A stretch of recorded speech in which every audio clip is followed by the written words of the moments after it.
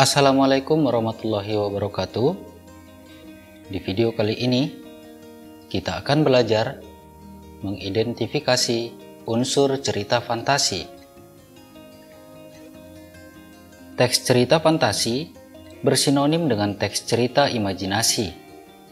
Kedua istilah tersebut termasuk teks narasi yang mengisahkan suatu kejadian atau peristiwa. Cerita fantasi merupakan bahan tertulis untuk menuturkan, menggambarkan, atau membayangkan berbagai perbuatan, pengalaman, dan kejadian berupa angan-angan, khayalan, imajinasi, atau rekaan belaka. Sedangkan teks imajinasi mengisahkan sebuah cerita tentang hasil rekaan dan khayalan dari seorang penulis. Untuk mengidentifikasi unsur cerita fantasi, bisa diawali dengan memahami pengertian dan ciri-ciri teks cerita fantasi. 1. Pengertian. Cerita fantasi adalah cerita fiksi bergenre fantasi atau dunia imajinatif yang diciptakan penulis. Pada cerita fantasi, hal yang tidak mungkin dijadikan biasa dan mungkin terjadi. Tokoh dan latar diciptakan penulis tidak ada di dunia nyata atau modifikasi dunia nyata. Tema fantasi adalah magic, supranatural, atau futuristik. 2. Ciri-ciri cerita fantasi. Setiap cerita memiliki ciri-ciri sebagai pembeda dengan teks lainnya. Ciri-ciri cerita fantasi ialah: yang pertama, adanya keajaiban, keanehan, atau kemisteriusan. Dalam hal ini, penulis menciptakan sesuatu yang berbeda dengan jenis cerita lain dengan menghadirkan dunia imajinatif. Misalnya, dunia air untuk mendukung cerita dari Putri Duyung, atau memunculkan keajaiban tokoh.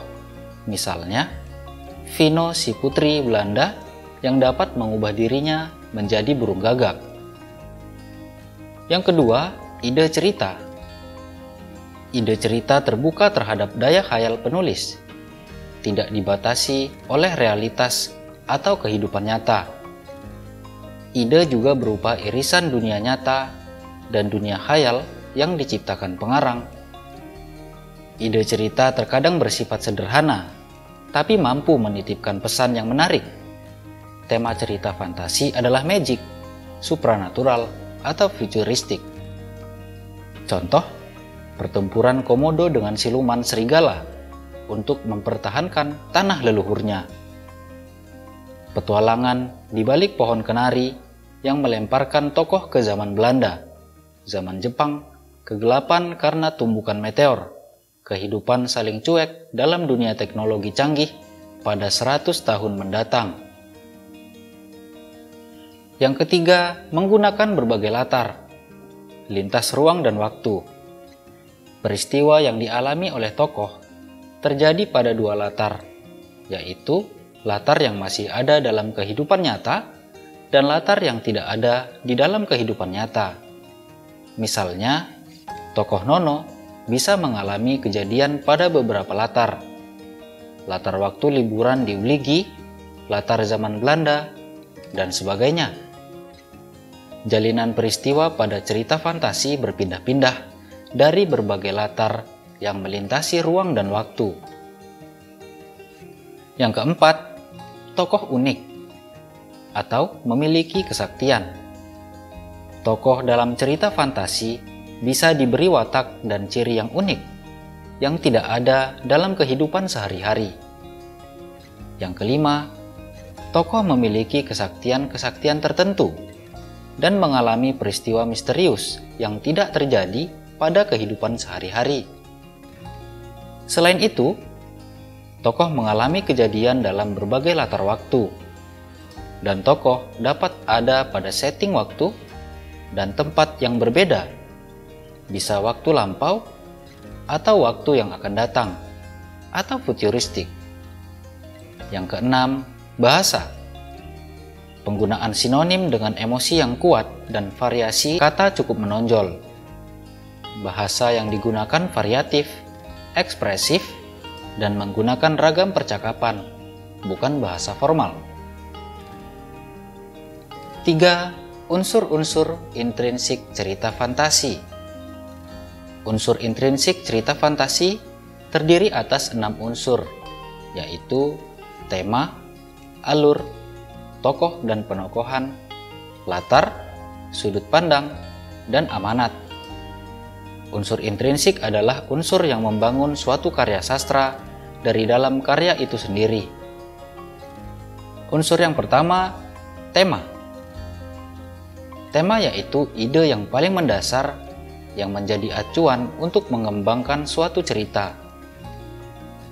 Unsur yang kedua, alur, yaitu jalan atau alur cerita yang berupa peristiwa-peristiwa yang tersusun dan saling berkaitan satu sama lain.